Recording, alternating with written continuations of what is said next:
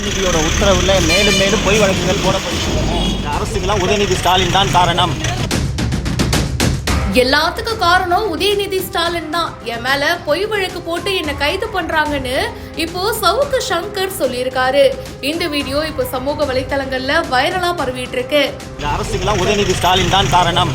ஆத்தூர் அரசு மருத்துவமனையில உடல்நல குறைவுனால யூடியூபர் சவுக்கு சங்கர் சிகிச்சைக்காக அனுமதிக்கப்பட்டாரு.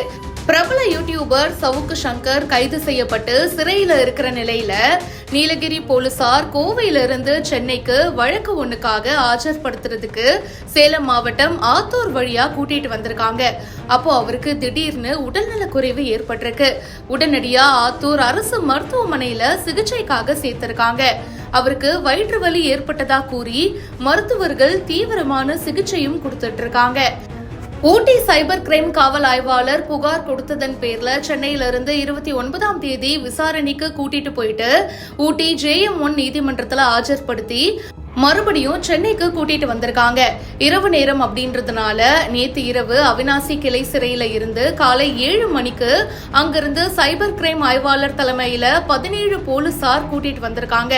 சேலம் மாவட்டம் வாழப்பாடி பக்கத்துல திடீர்னு வயிற்று வலி அப்படின்னு சொல்லி மயக்கம் அடைஞ்சிருக்காரு.